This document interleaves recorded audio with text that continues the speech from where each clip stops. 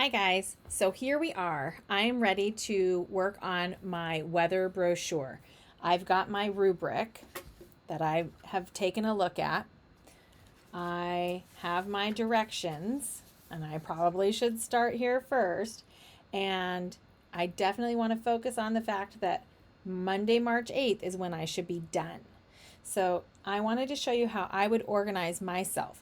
I am not a naturally organized person. I'm usually pretty disorganized, and nobody ever taught me when I was your age how to get organized. So I'm trying to figure it out as I go.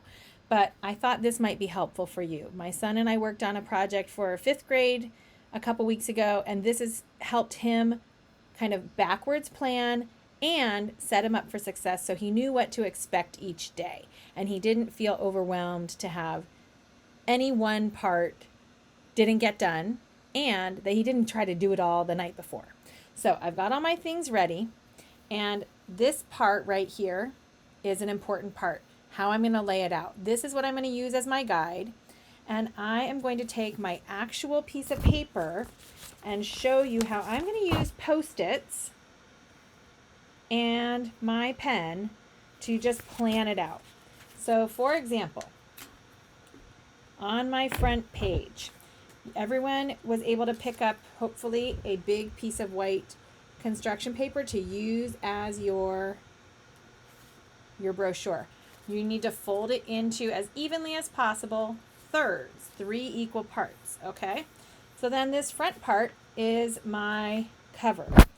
On this plan, that is going to be this page 1, okay? And I'm going to put my title, the author, and the picture of the weather. So I'm going to use Post-its to just kind of give myself a layout. In the world of newspaper, I used to write for my high school newspaper, even in my junior high newspaper, we would do a mock-up. You may have heard that before, where you kind of, it's like your rough draft.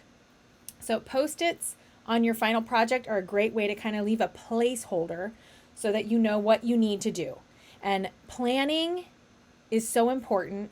It will really help you be successful in life and a lot less frustrated. So I urge you to take a few minutes, maybe sit down with an adult so you can talk through all of this, or watch this video and make your own, but plan it out, okay? So I've got a title, I'm gonna put my name, I'm gonna have a drawing.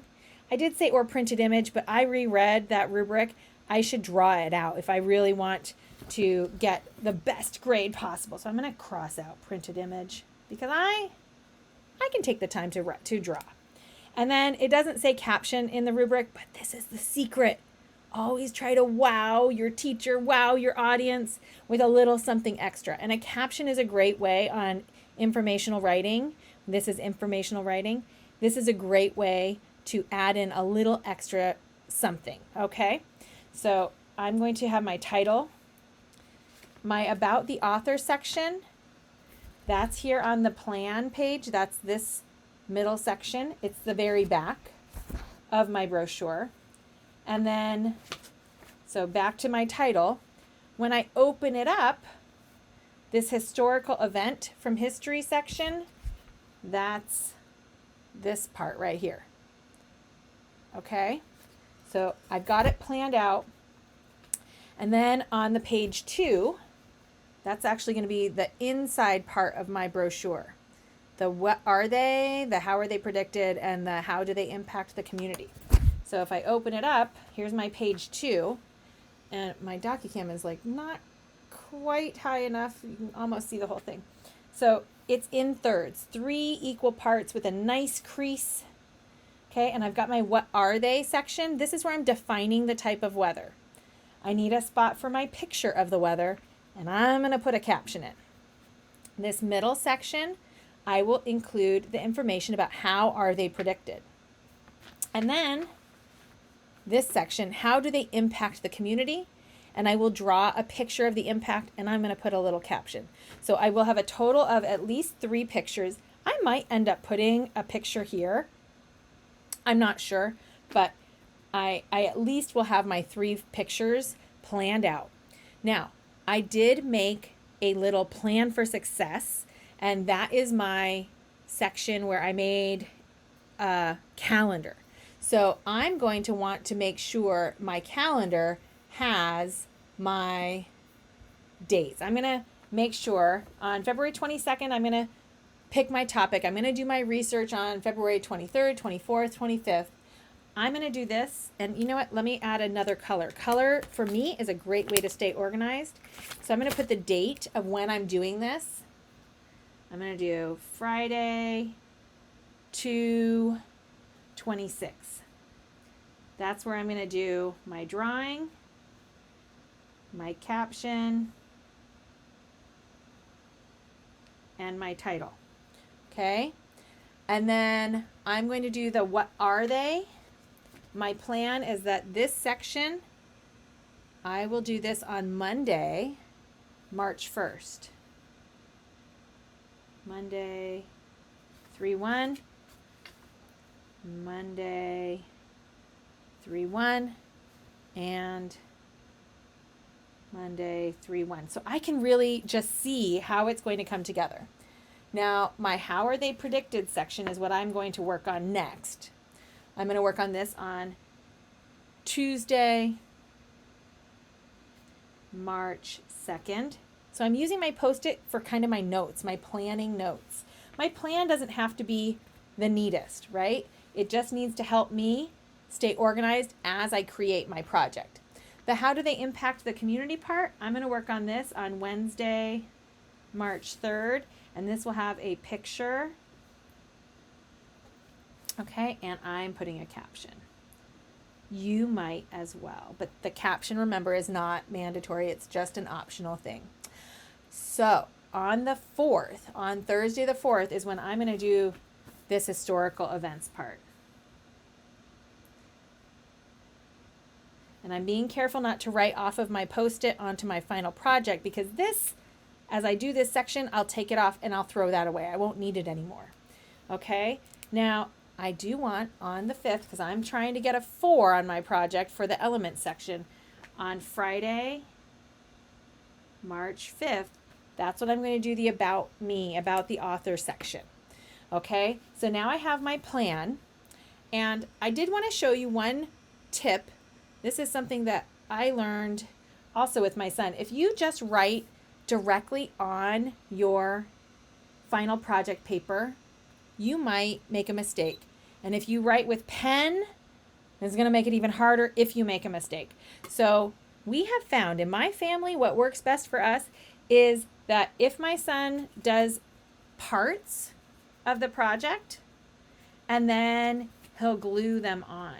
And for projects, we really like to frame special parts. Okay, so we're gonna put, my group is studying blizzards, so if I make my title, then I'm going to do my best. And since I'm doing this while I'm recording, it's probably not actually my best, right? I should have done this ahead of time. Planning is hard, right? That's what I said. For me, planning is not a natural strength. Okay, so let's say this is my plan. My title. I have to put who it's by. And my glue stick dried up and I lost all my glue. I don't have any more glue. I have to buy more glue sticks. So I'm just going to use tape. It will be okay. It won't be as sturdy, but just for the purpose of this video, you can see now that really pops and I'm able to put it there. And if I made a mistake or I decide I could do better than that, I could take just this one part off and I haven't messed up my entire brochure. So think about going section by section. Think about writing your parts. If you're going to write about your historical event from history, it's okay to write it on line paper or plain paper with lines underneath so you have a guide. And it's okay to write it in pencil if it's like neat and sharp pencil and dark enough to be seen. Do your best. If you do use pen and you mess up on a section, you can always start that section over. You don't have to redo your entire project. So think about going piece by piece and gluing that section in, okay, or taping that section in. And good luck with your projects. I'm really looking forward to seeing how your craftsmanship comes together, how your planning works, and hearing if you had in the past on projects felt like you needed more help or you ran out of time, seeing if really trying to plan a little bit ahead of time for how you'll pace out your project. See if that helped you.